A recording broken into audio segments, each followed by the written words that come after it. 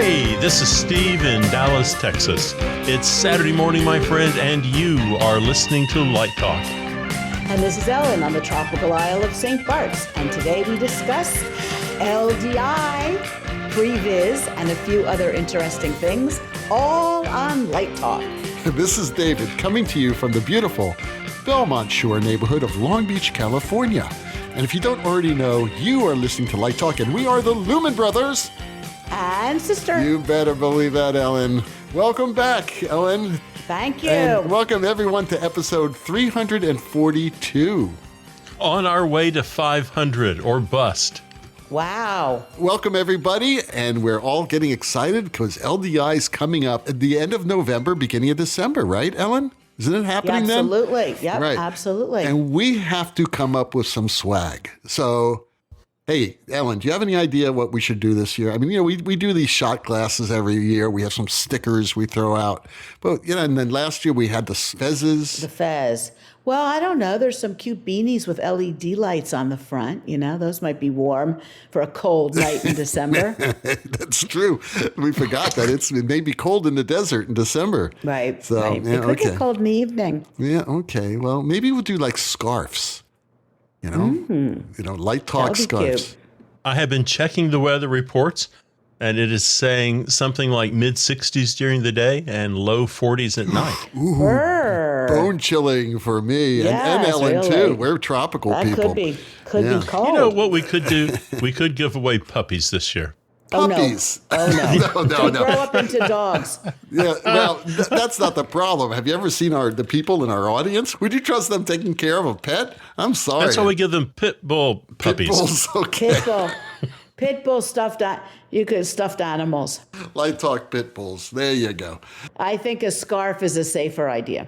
Yeah, I like the scarf idea. Let's see if we can find some cheap Chinese scarves with our logo on it. Oh, no, not polyester. That would be terrible. You know what? But we can't afford anything more than that. We need something like really cheap. Maybe paper.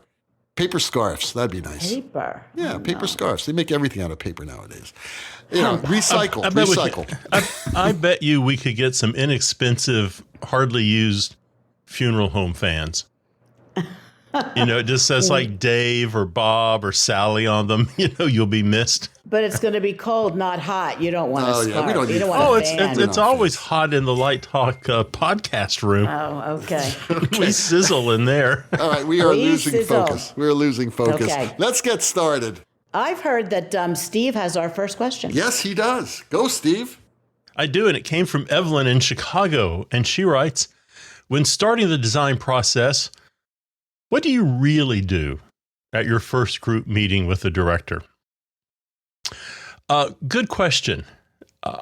What I really do is I avoid things like research and technology and all that stuff and cues, and I want to talk about the play.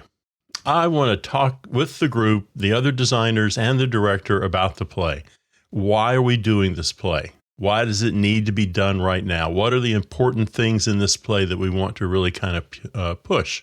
And also, I want to talk about how we're going to communicate, how we're going to share ideas, how we're going to work together. So for me, it is all about the script, and the last thing I want to do is bring research in.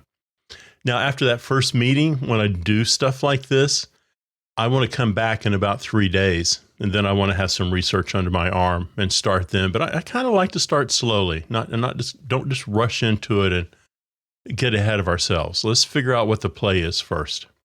What about you, David? What do you really do at the first meeting?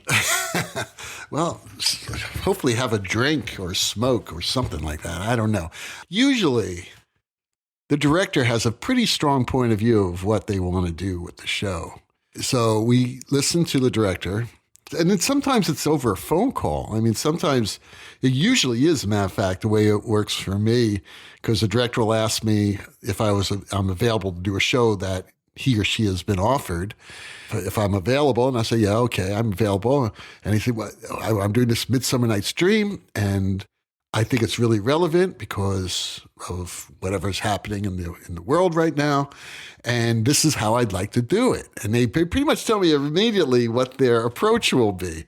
And I listen, and Usually it spurs more conversation. Sometimes it evolves, but many times it doesn't. Many times it's really the director's vision, because when you're working with a strong director who's pretty successful, they're not going to want to take the show unless it's something that they're really interested in expressing. And I'm fortunate that the few directors that I work with nowadays, they all have extremely creative minds, and we pretty much are on the same political wavelength and social justice wavelength. So the things that they want to do with the show end up pretty much the same as the things that I and my other colleagues want to do with the show. So that type of discussion, evolving a point of view and evolving an approach, a lot of that is skipped because the director already has come in with the idea.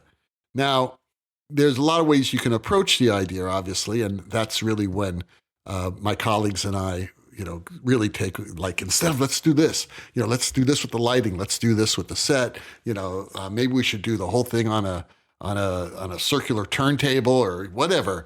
Those types of specifics happen in the evolution.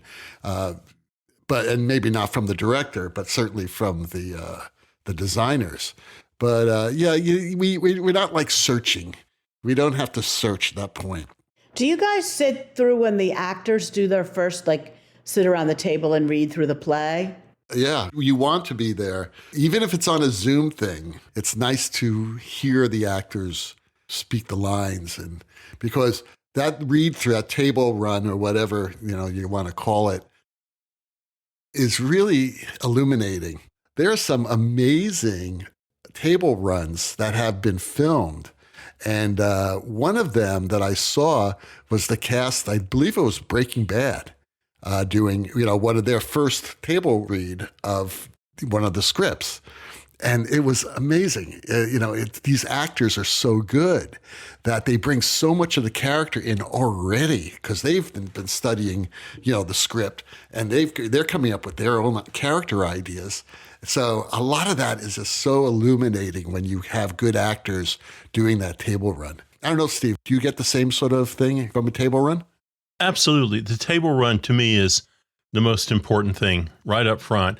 I'm hearing the words just kind of floating around the room. Sometimes people are trying to act.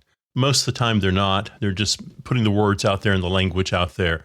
But that's just I find that one of the most enjoyable parts of the design process is going to the table read. Yeah, and they're all relaxed and having fun, and it's exciting for them to be working with these other actors. So you feel that synergy happening between the actors. It's really fabulous. And we talked a lot about synergy last week. The first time the actors get to feel that energy with that particular group of people. And that could be very, very exciting.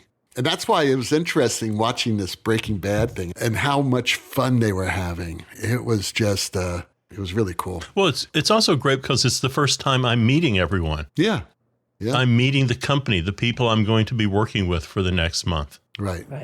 And when you do come in late, let's say you miss the table read through, and you come in like a week later, and they're still staging, and maybe running some scenes and stuff like that, and you may be meeting the actors or singers for the first time at that time.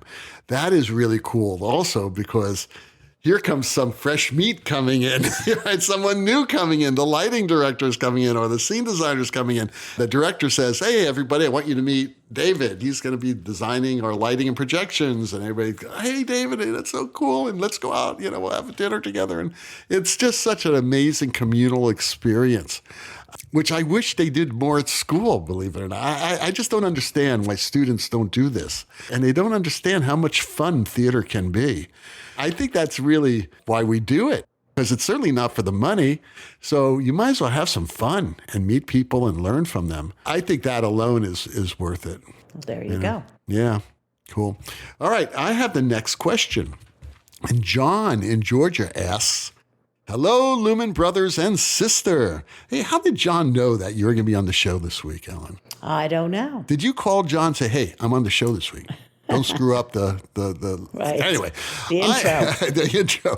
Hello, Lumen Brothers and sister. I am in college and have a part-time job at a local church running their lights, and I work for a local production company. I am graduating soon with a degree in marketing and communications. My question is, how do I look for lighting design jobs or get a job on tour? Would love some advice. By the way, love the show, especially the Lumen sisters. All right, so there you go. Isn't that nice? That was very nice. Yes, very nice. Thank you, John. Thank you, John. We love the Lumen sisters too. I mean, when did we decide to go co-ed on the Lumen Brothers? I thought it was a brilliant idea. I really did. I mean, and we did it early. Somewhere along the line, you got Ann McMills involved, and then I think Ann was the first one.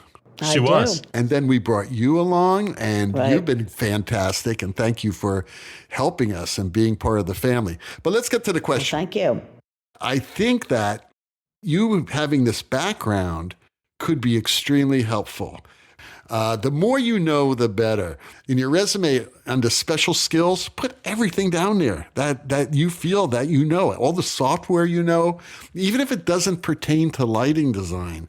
I think it's really important that as a designer, when I'm looking for an assistant, that's one of the first things I look at. And I say, well, wait a second, this person is an engineering person, so I could have this person deal, or they do video. That's great. I need a video editor. I need one for the show. As a matter of fact, I'm doing in 3 weeks. So if you're a video editor, contact me in LA. I can help. I can give you a job. But things like that are really, really important. Did you find an assistant? The last time I was on the show, you were looking for an assistant. Yes, one of our listeners. She's a student at UCLA.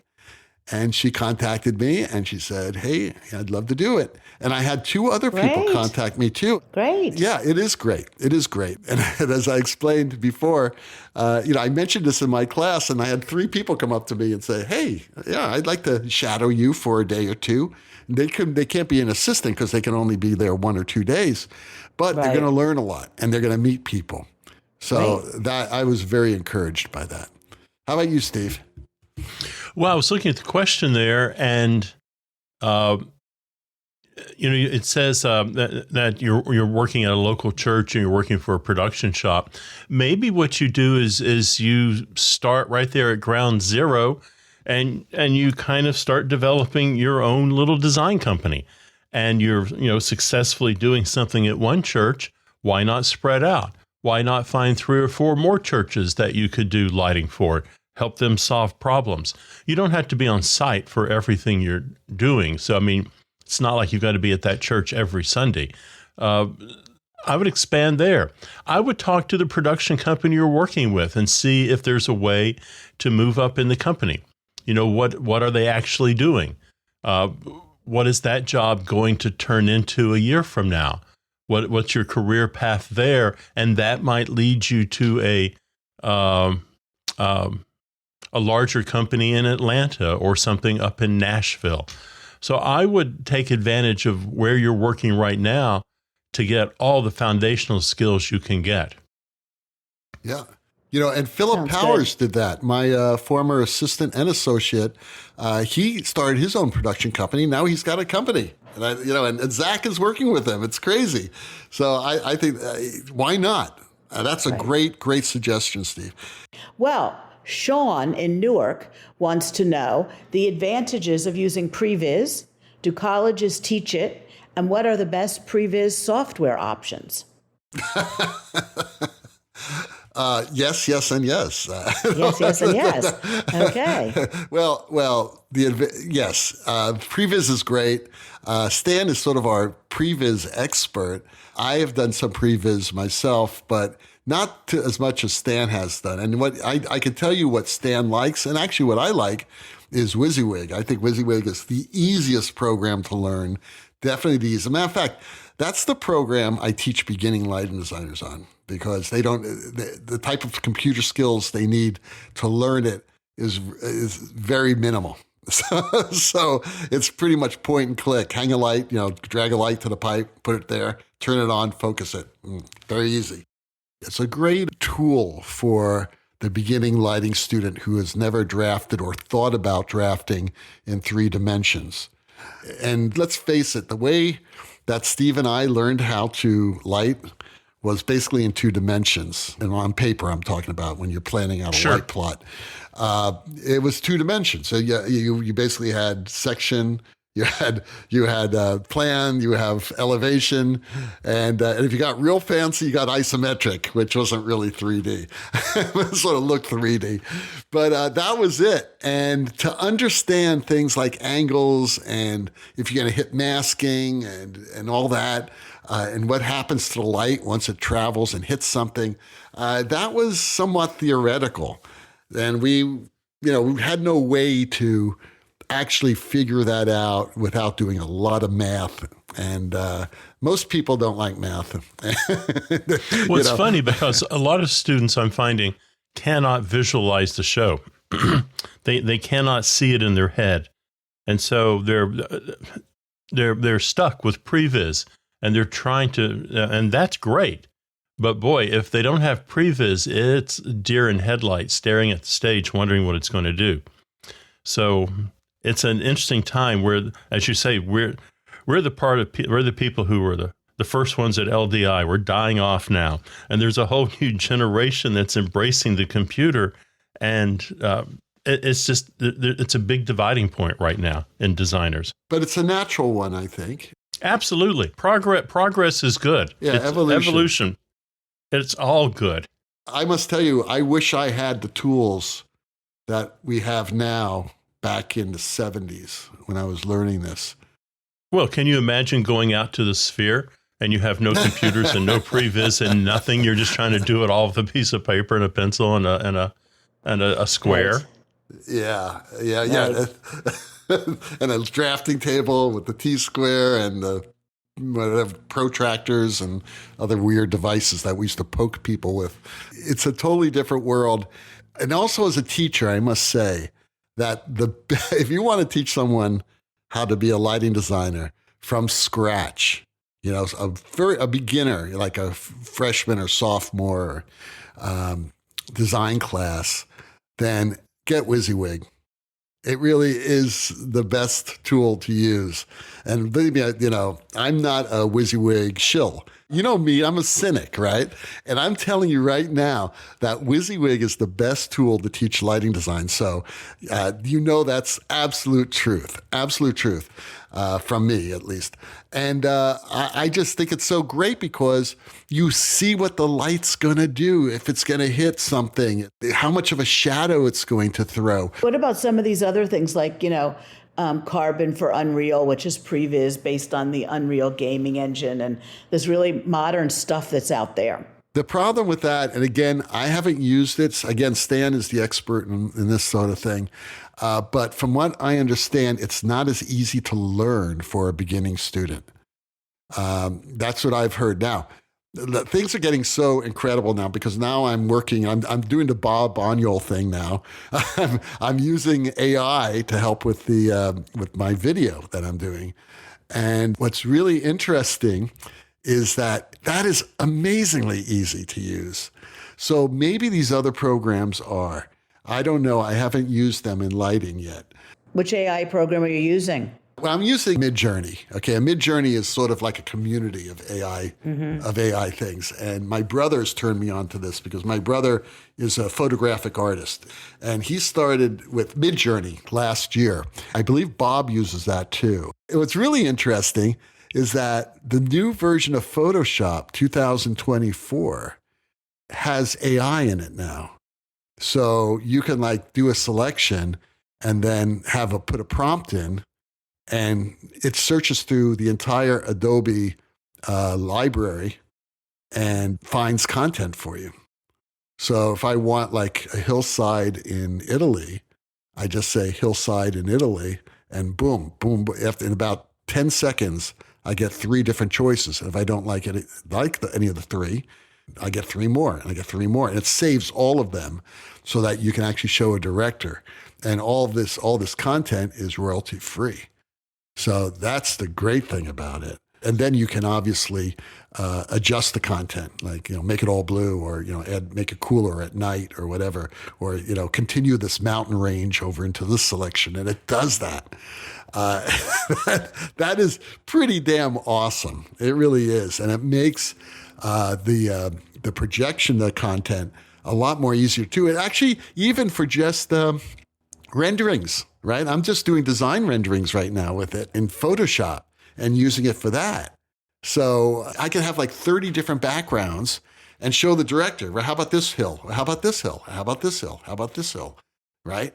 I mean, it's like in the old days, you could do it, but it would take you forever to do it. So it's given you instant access to the content, which is really amazing.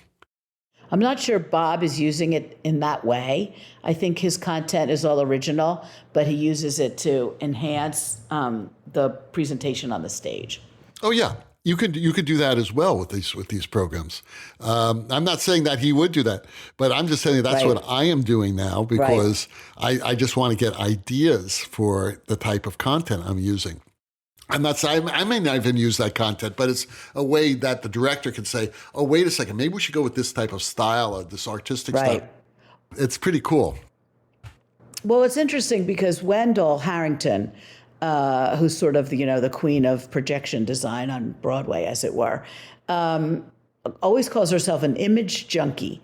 And, she would like rip out pages of magazines and go to the library and books. And, then if she wanted to show a director something, you walk in with a gazillion images.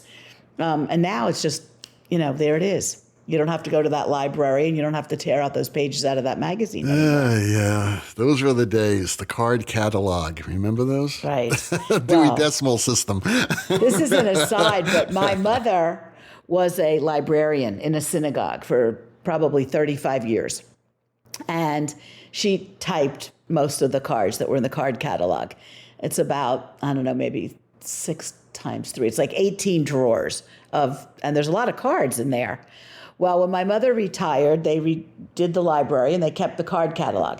Now they've redone the library again. Everything is digitalized and they don't want the card catalog. This is a really long story, but I got married in that synagogue in 1971. My granddaughter just got married in that synagogue in 2023, and they gave her my mother's card catalog as a wedding present. So how about that?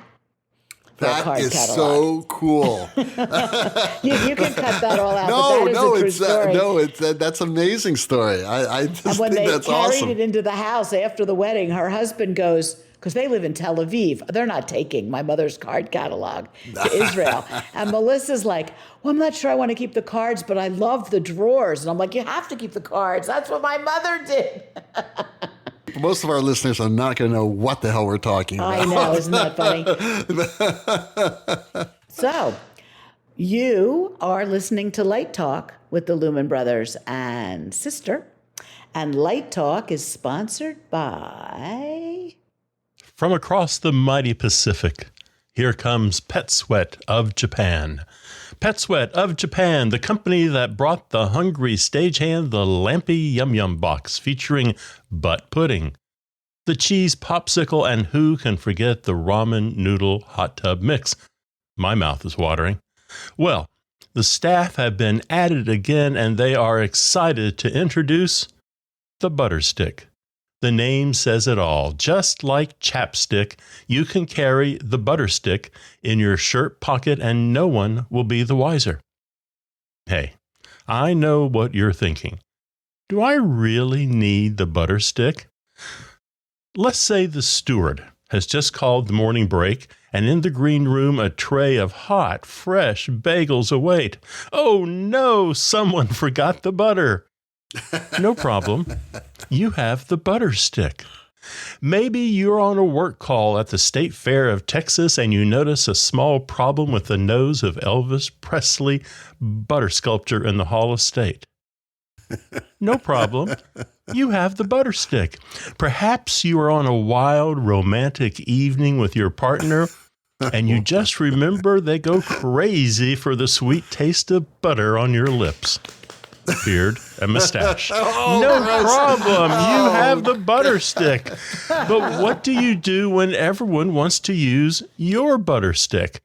No problem. That's why Pet Sweat of Japan has the butter bag. Just like a colostomy bag, you just tuck it in your pants and enjoy the relaxing taste of soft, delicious, warm butter for up to 3 days. Act now and Pet Sweat of Japan will toss in the hobby stick for free. My, oh my, oh my. Pet Sweat of Japan. Always something good in the kitchen. Oh my. Well, there's your swag for LDI. Butter sticks. Before we leave this, my question to you, Steve, you could ask Pet Sweat about this, since you are the spokesman of Pet Sweat. Did they use the butter stick in Last Tango in Paris? Oh.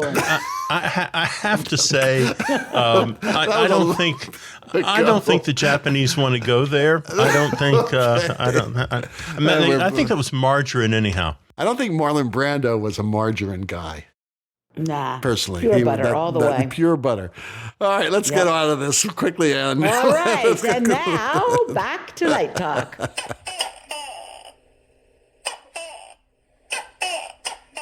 Well, the sound of those creepy prehistoric iguanas crawling around Stan's back patio means that once again it's time for Let's Talk About. And today's Let's Talk About is all about how has LDI changed after 35 years? And since we have one of the founders of LDI, well, our dear sister Ellen is here. You know, we're coming up on the 35th anniversary, right?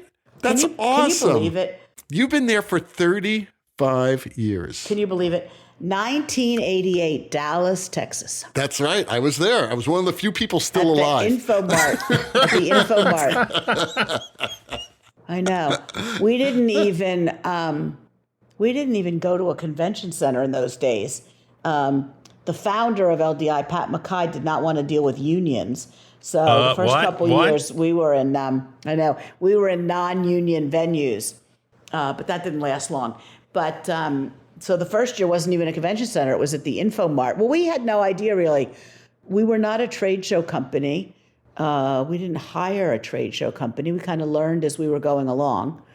All the editors, like her staff. If you were the finance director, you did registration. If you were the subscription person, you did, registration. It was really very interesting. But, LDI really started at the impetus of two of the big lighting companies, Verilight and High End Systems, right, which both were Texas in Texas at the time. Yeah. And they were like, Pat McKay had bought first Theater Crafts magazine and then Lighting Dimensions magazine, and turned Lighting Dimensions into sort of, there was all kinds of lighting, from architectural to corporate to rock and roll. And we were really the first people who kind of wrote about rock and roll lighting. And these companies were advertisers and people who, some of whom may still be in the business, Lowell Fowler and Richard Bellevue and Bob Shackrell, were all, I'm not sure any of them are, I don't know, Richard Bellevue maybe, but they were, the people leading these companies, and they'd come out of rock and roll, and they were ready. They were like, well, we want a place to show off our lighting, and that's really sort of how LDI happened.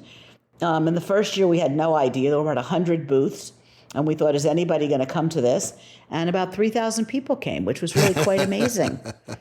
That was the year I met Jeff Ravitz. Pat was always interested in finding good restaurants, and there was a place called Ruth Street Cafe, and I think it had a little place that went along with it called Baby Ruth. And we took a couple of lighting designers out to dinner, and Jeff Ravitz was there, and we've been good friends ever since. And it was really quite something. It's when I started meeting people in this end of the industry.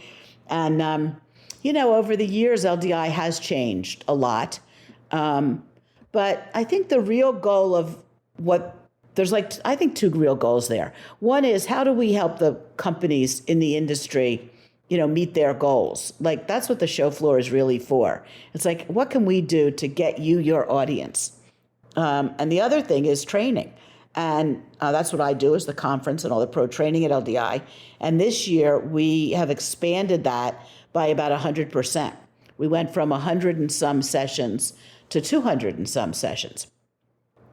So it will be amazing. And of course, the Light Talk podcast is always one of those.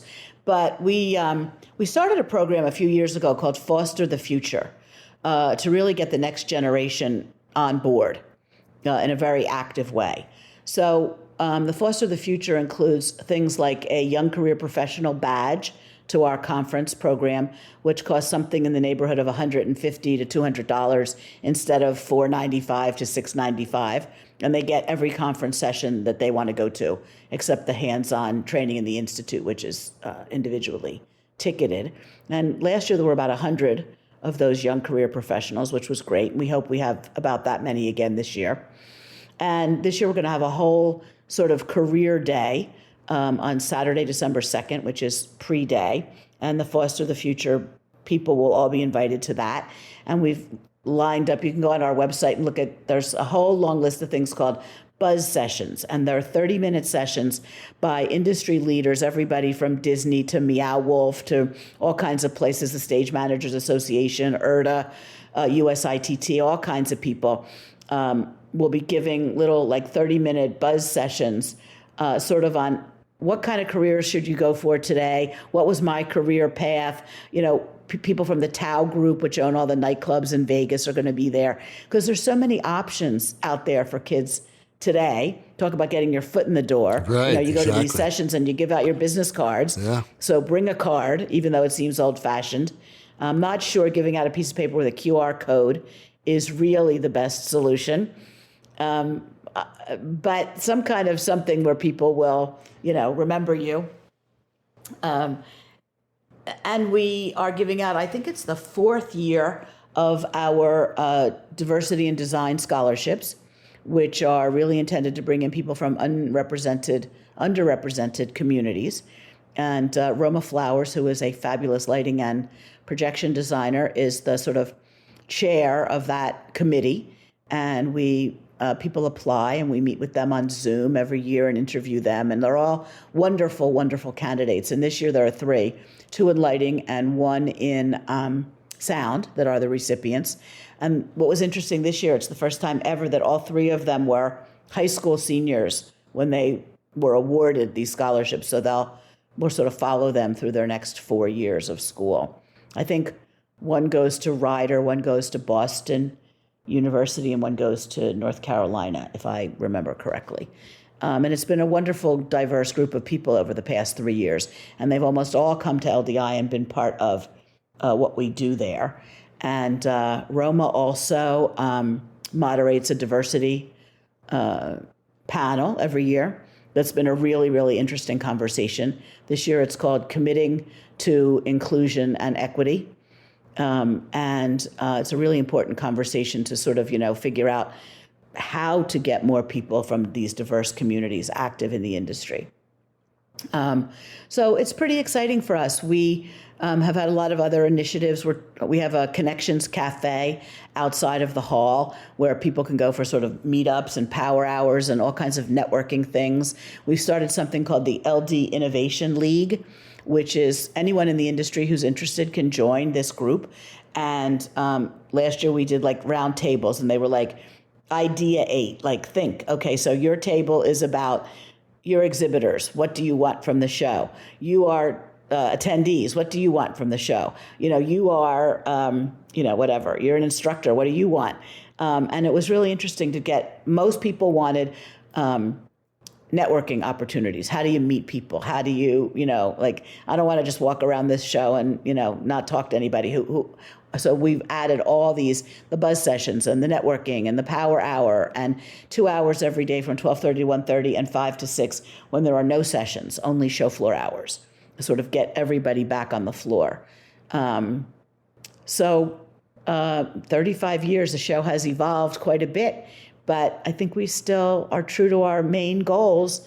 And I'm not going to be there another 35 years, that's for sure. But We do teach everything from AI to hands-on console training to hands-on WYSIWYG to hands-on watch out to content creation, pixel mapping, anything you want to learn. I bet we have a session on it. For all our listeners who are always writing us questions, how do we get involved? How do we get jobs? Here is the prime opportunity. Exactly what Ellen says. Because not only are you going to be meeting all these people and connecting with them, by handing out cards and just meeting them, you're going to be learning. This gives you the most excellent opportunity to learn consoles, to learn programming, to learn the new thing, new LED control. I'm sure there's going to be a lot of talk and buzz about the Sphere. I'm sure there's going to be a lot of talk about projection workshops. This is the way to learn, and this is the way to meet people, and this is the way to get in the doors. Right. Not only that, but a lot of people are coming to LDI. Well, a couple of companies, big companies, including some of the cruise lines and recruiting, right? Meow Wolf, recruiting. So if you're looking for a job, this is a great place to do it.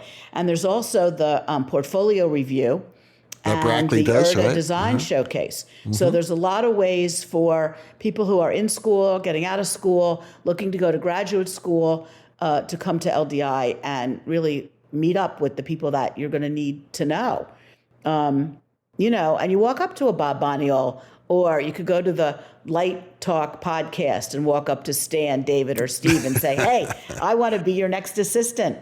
Who knows? You never know. It's amazing how many people come to that podcast and the diversity of people that are there, from students to famous professional designers. It's not just our podcast. Every room you go to, you're going to be meeting this amazingly diverse group of people, and you never know who's going to be there. And I just want to second that the portfolio review thing is a really valuable thing, because you're going to meet so many designers one-on-one. Okay, come on, you can't get better than that. And it's free. Now, we do have something this year that I would like to promote a little bit here if I can. It's called the Battle of the Busk. And I'm not sure if he's ever been a guest, Luther Frank, who's a lighting designer from New York, from a company called Sovereign Candle. And he kind of came up with this concept a couple years ago. And the idea was to teach people how to busk on a lighting console. And then they were doing it in a big room, and he had really great programmers there, and they did a round table conversation. And it just wasn't, it was great. The end result was fabulous. The end result was absolutely fabulous.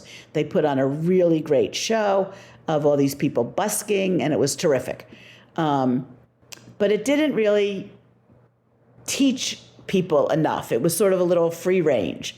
So we sort of revised it this year so that it's a 2-day program, training, where there are only 10 people for busking on the lighting consoles and another 10 people for media server busking.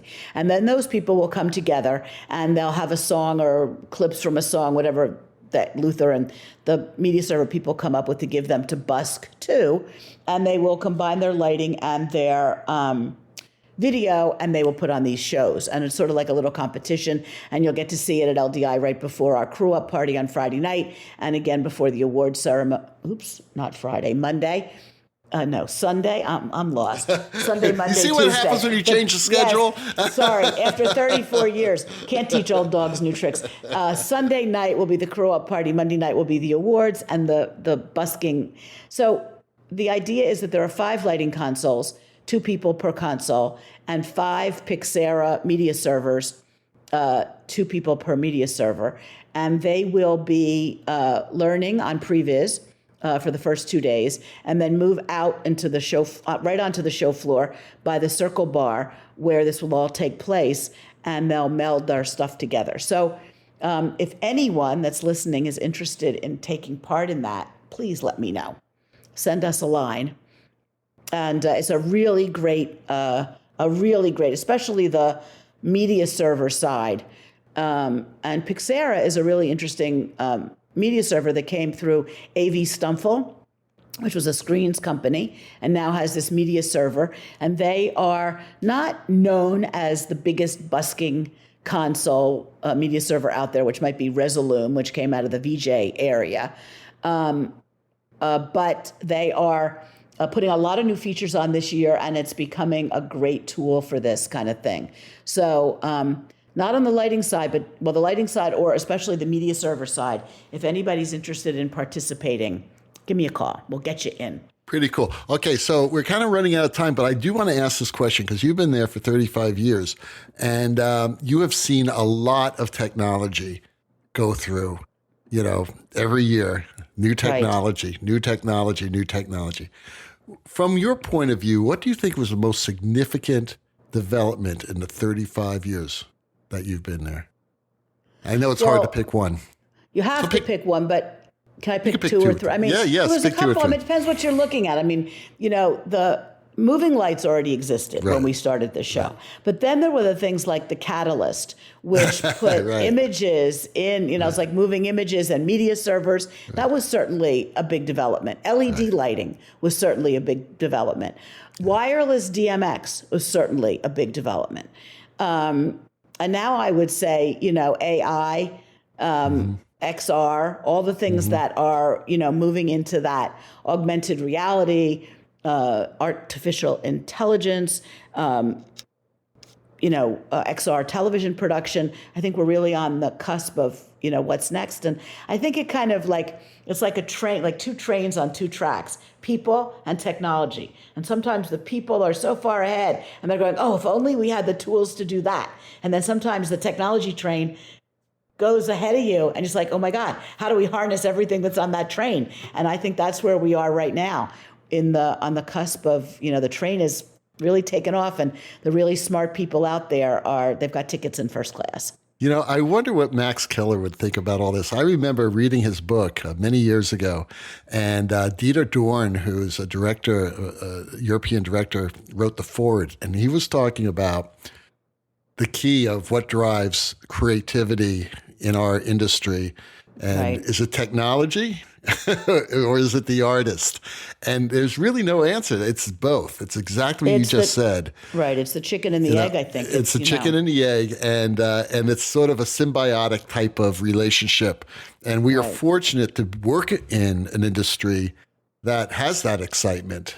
Nothing moves faster than lighting technology. I mean, as far as in the entertainment industry is concerned, lighting, projections, that sort of thing. I don't think sound moves faster. I just don't. I'm not an expert in it, but I just don't think. And certainly, stagecraft doesn't.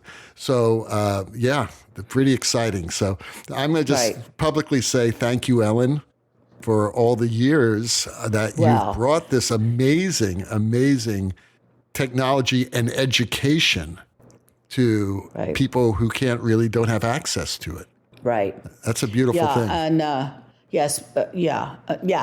the educational side, the pro training side of LDI is really quite rewarding. It's really wonderful to be able to, and we work with a lot of manufacturers and a lot of industry experts who volunteer their time and donate their gear and make all this possible for the next generation, or people like yourself who want to go back and get new skills, or your students, or, it's such a wonderful mix of people. Probably the mistake LDI has made was leave Dallas. I mean, because we are the Paris of Texas. No. Vegas is a lot more fun. Yeah, you're in Las Vegas and you're in a room for 3 or 4 days with thousands of people who do what you do for a living. And they want to talk about what you do for a living. There are plenty of trade shows and conventions and things like that. But man, there's ground zero if you're a lighting designer. Right. Yeah. Absolutely. Yeah. So everyone, get your butts to Las Vegas. Get your butts to Las Vegas. And call Steve. Steve has a tip on a hot hotel. Yes, the Virgin. No, not the Virgin. Which one? No, I'm staying at the Virgin. You're staying at the Virgin. Okay. Yes. So if I can get 100 people to sign up, my room is free. Wow. Good luck. Good luck. No, I missed the Hard Rock, and the Virgin just had a great price. So what can I say? And they probably even have a shuttle to get you there. There you go. Well, I heard rumor that Steve has the last question of the day. It is. It's from John, without an H, in Tulsa. And John writes, I teach high school. And when we hang lights, it seems we take a very long time measuring and laying out battens. How can I speed this up? All right, 2 simple solutions. And maybe you're doing this, but I bet you're not.